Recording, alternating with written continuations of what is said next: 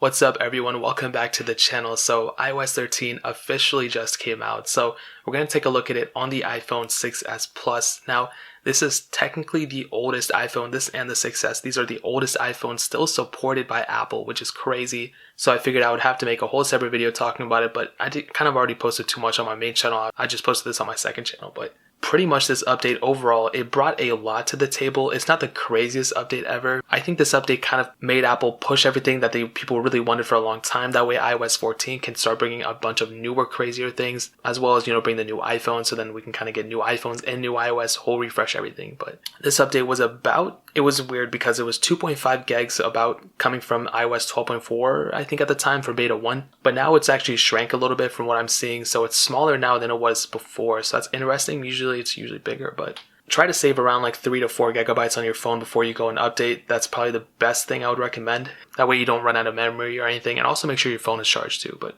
now I installed every single beta on this phone, at least I would say like about 6 betas out of the 12, or even including 13.1. I installed probably 6 betas out of them, and what I can tell you is my 6s Plus, not that many problems, really. Not that many problems on this. I mean, I've had phones like my iPhone 7 and 7 Plus, those had some issues, but this one overall not that bad, which I'm really happy about. Now, super cool thing is that almost all of the features that are included on the iPhone 11 and 10s and all those new iPhones are pretty much ported over to this one. I've said it before, but I'll say it again. Besides those camera features and all those, pretty much almost 95% of all the features on all the iPhones are on all of the iPhones on iOS 13, which is kind of hard to understand, but I'm super happy about that. And kind of starting off, I mean, one of the biggest features, dark mode, everyone's going to talk about it. I like it. It makes especially the space gray, and even just the older iPhones with the home buttons, it makes it feel just a little bit better in my opinion. Dude, my phone had way too many fingerprints on it. I had to gloss it off. But if you don't know how to actually turn it on, once you're updated to iOS 13, you just want to scroll down on your settings. You want to go to display and brightness, and you want to go ahead and click that dark mode right there. And it's super cool. I love that so much. It's one of my favorite features. Also, there's a new Photos app. So it's the same photos as before. It's like the same exact thing, obviously. But a super cool thing is that now you have new additions down here, but also new additions right here. And when you click on all photos, you can now zoom in and out of all the panels, and you can see more of an images and see less of your images if you want to. And it's a super cool thing. I'm so happy that Apple did that. Now, another cool thing is with the keyboard. So the keyboard got a little bit of an update. So it's your standard keyboard. It's dark now because I'm on dark mode, but it's your standard keyboard. Type whatever you want to, whatever. What you can do now is actually swipe on the keyboard, which, before you couldn't do that unless you had a third-party keyboard.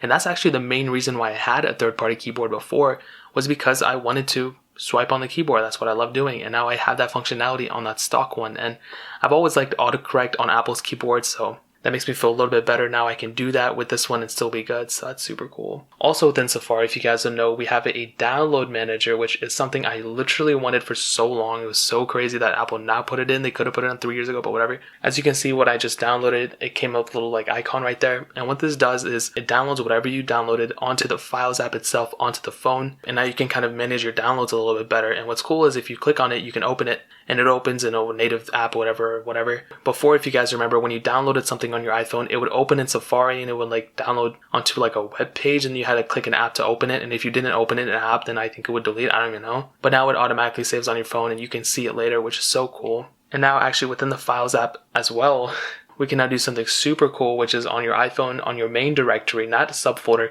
You can create a main folder onto your iPhone itself, so you can drag and drop whatever you want to. Before, you could create folders, but only in other folders, so it's just like a subdirectory folder. This one is the main one, which is super cool, and I literally love that so much. Now, you also have the ability to plug in a mouse on your iPhone now too, and you can use some accessibility feature to kind of mimic fingerprints on it. Now, it's not as cool as you're thinking. Maybe Apple can develop it later, but I still think it's a cool thing, and I'm so happy they did that.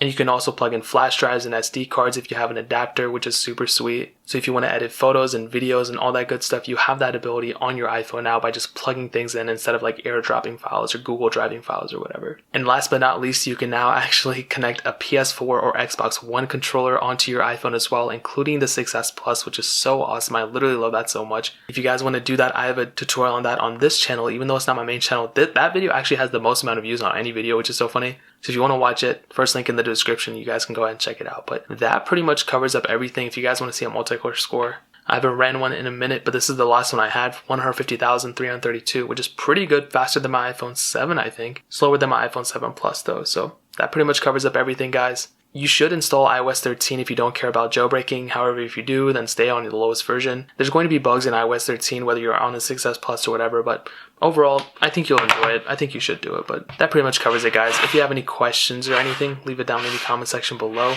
Hit that like button, that would mean so much, but definitely hit that subscribe button. Every single subscriber that we get really does count, so it'll mean so much if you guys could hit that. Also, check out the other links down in the description as well. My Twitter, my Instagram, my second channel.